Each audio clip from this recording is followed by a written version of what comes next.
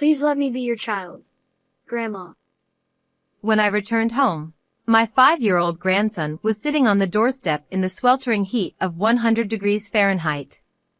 His face was flushed red, so I quickly brought him inside to cool down.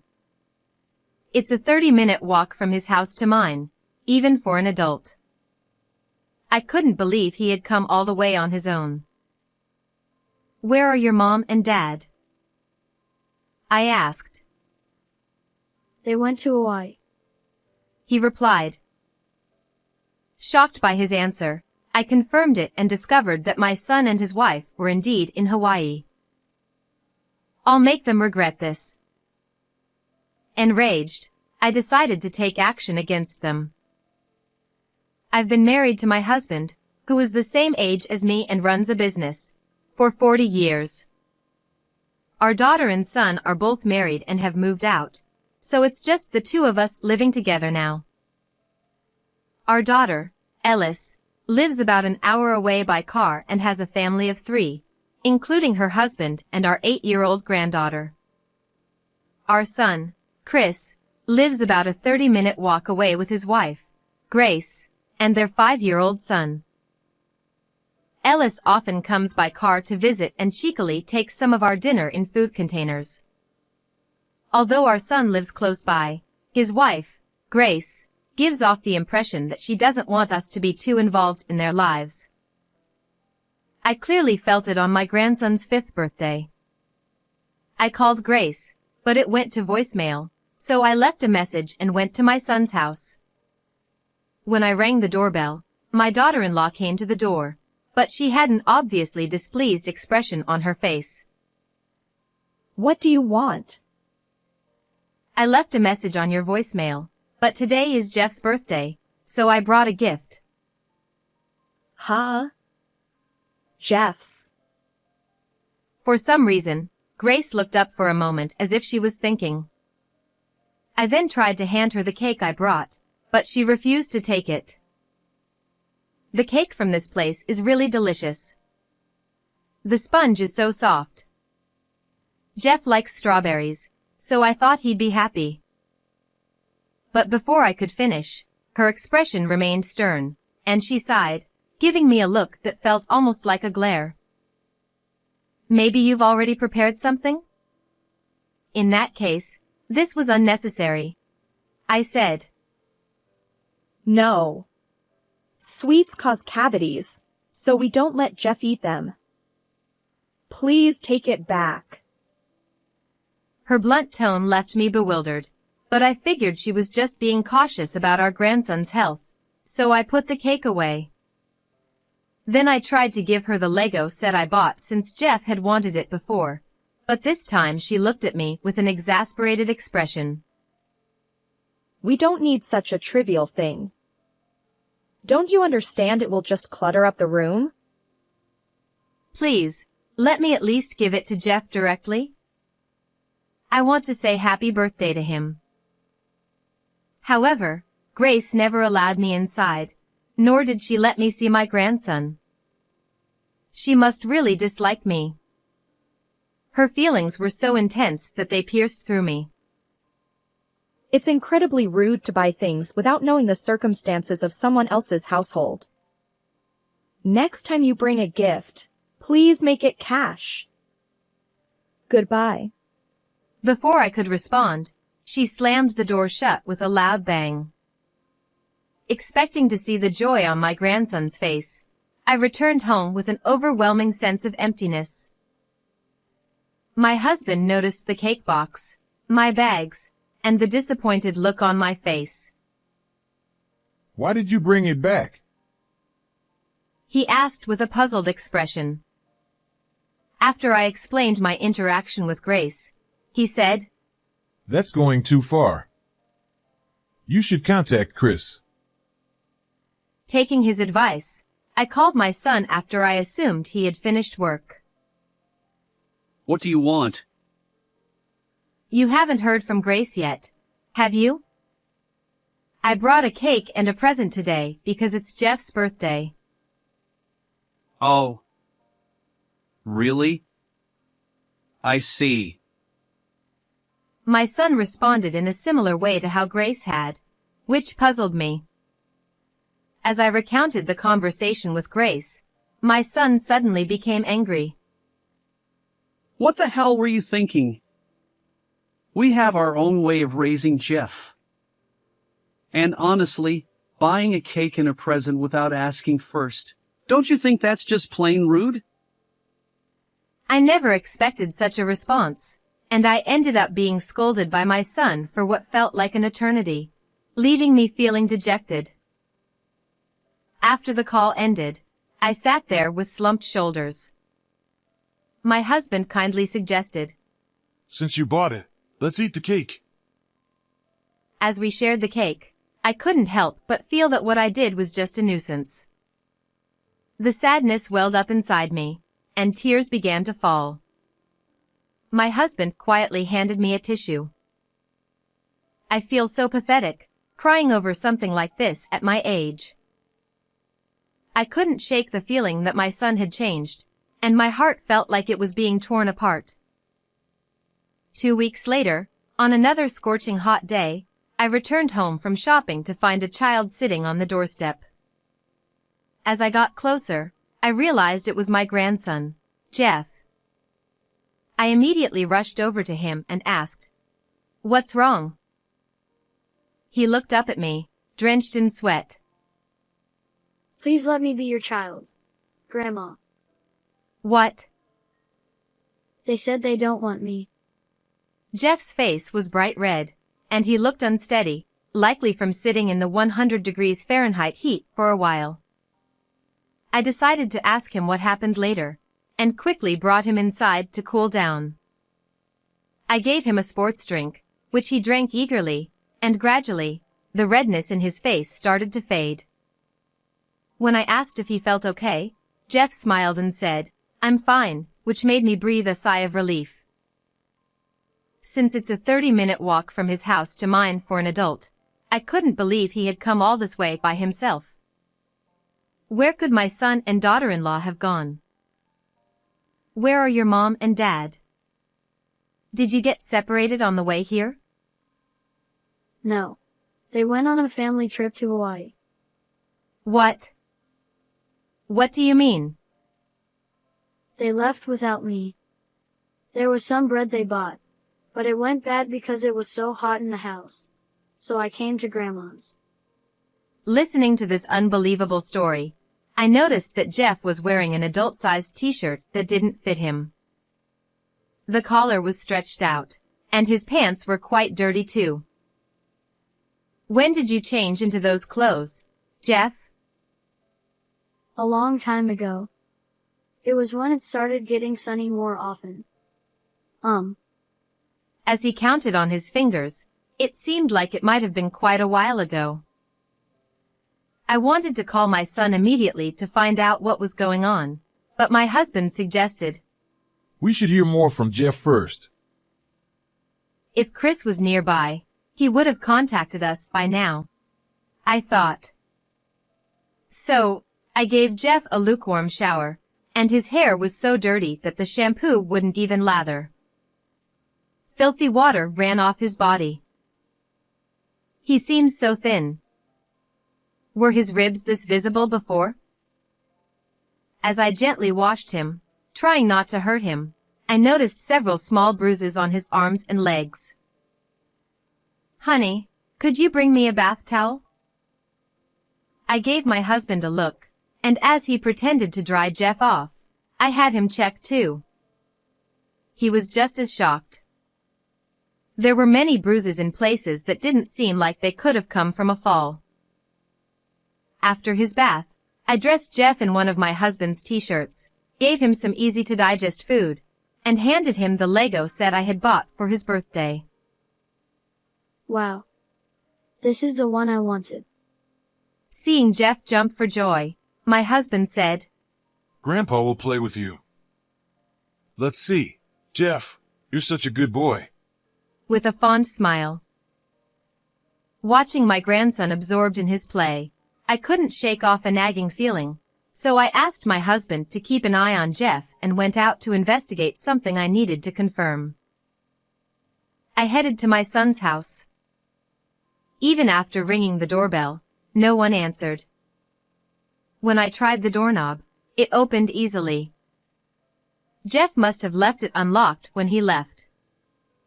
When I stepped inside, I was shocked by how dirty the place was. It didn't look like it had been cleaned at all. Clothes were draped over the sofa and chairs, and the floor was littered with empty bottles and snack wrappers. That's when I noticed a Hawaii travel guidebook on the table. As I flipped through it, I saw that various restaurants had been circled, and a travel contract was tucked inside. Maybe what Jeff said was true. To confirm this, I called my son. What do you want?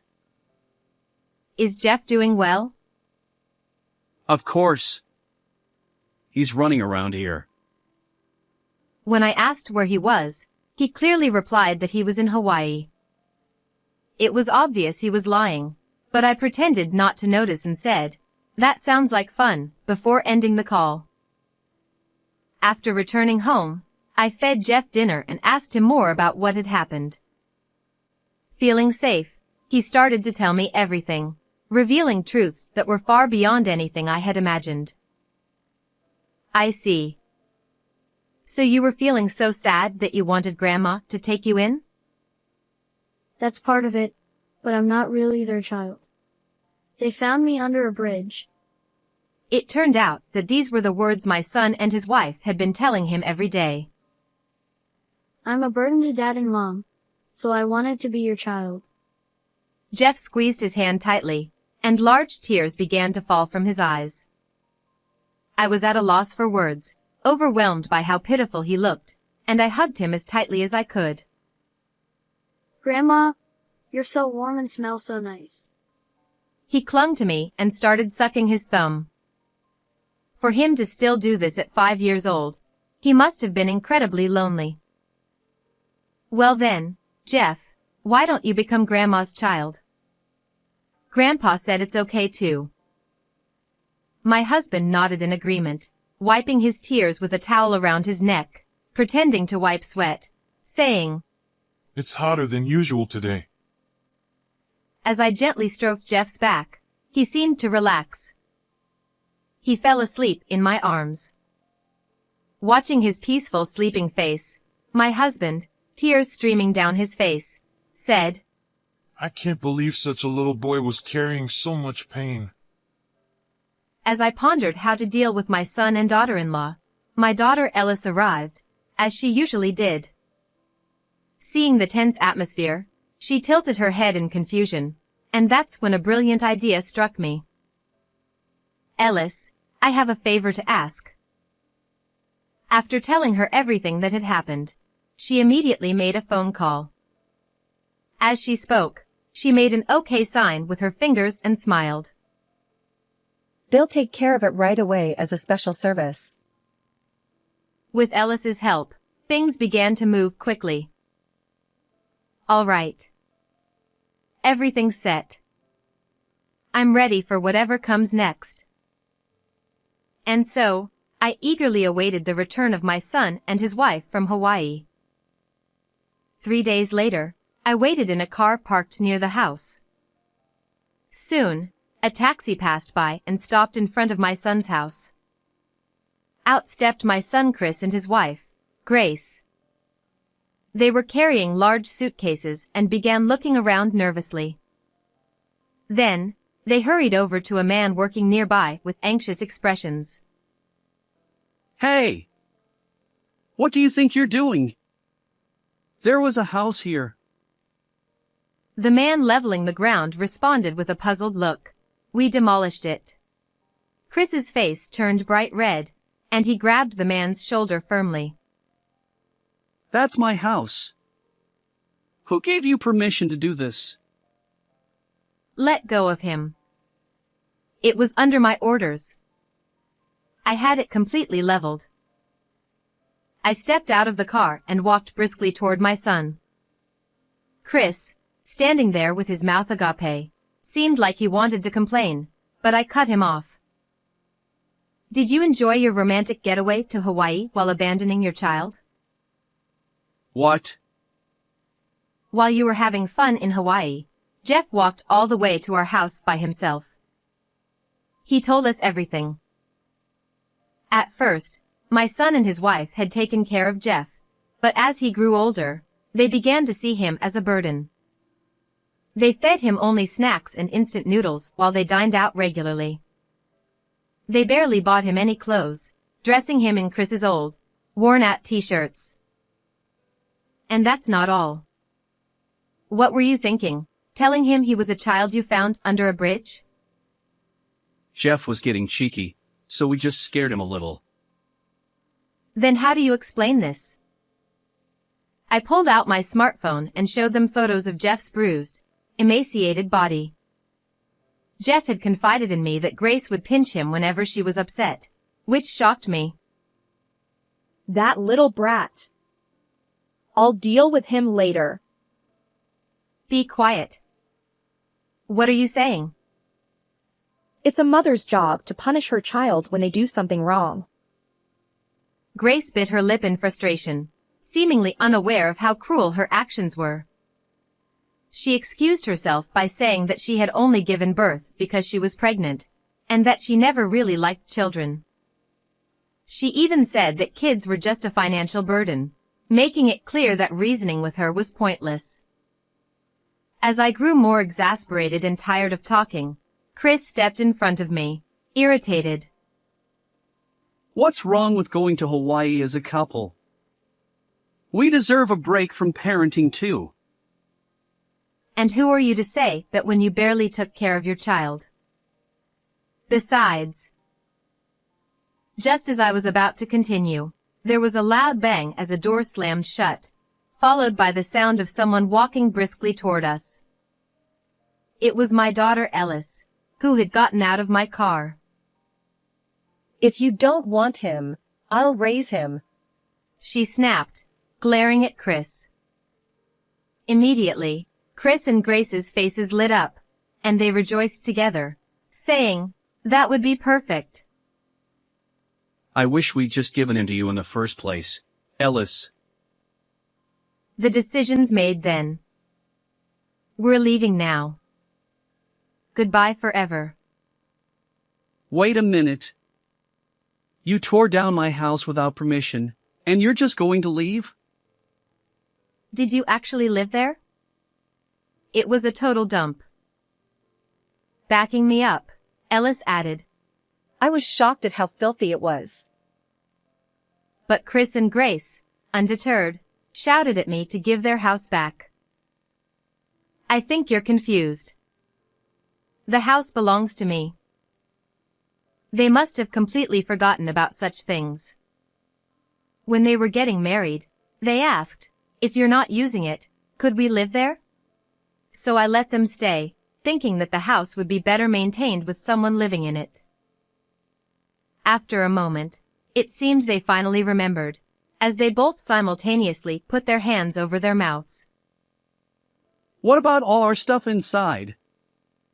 You can't just throw it away. I put Grace's clothes that were thrown over the sofa and Chris's belongings in a storage unit. I showed them photos of the house before it was demolished, and Grace, clearly embarrassed, tried to snatch the phone from me. But I dodged her attempt and looked them both squarely in the eyes. You'll have to pay for the storage yourself. And just so you know, the furniture and appliances were mine, so I had them disposed of. How did you manage to tear down the house so quickly? That's impossible. When I told Ellis's husband about the situation, he found people who were available right away. Actually, my daughter's husband, Tony, runs a demolition company. Even though it was a lot to ask, Tony, who is a family man and loves children, immediately promised to help, saying, I won't stand for this. I'll get started right away. Chris and Grace had never imagined we would take such action. They dropped the bags they were holding and stood there in shock. At that moment, Tony arrived. I took care of it right away because it was a request from my mother-in-law, who always cooks delicious meals.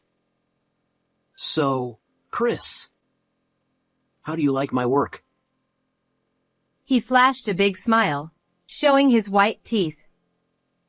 When Tony grabbed Chris's hand for a firm handshake, Chris muttered, "It hurts," under his breath.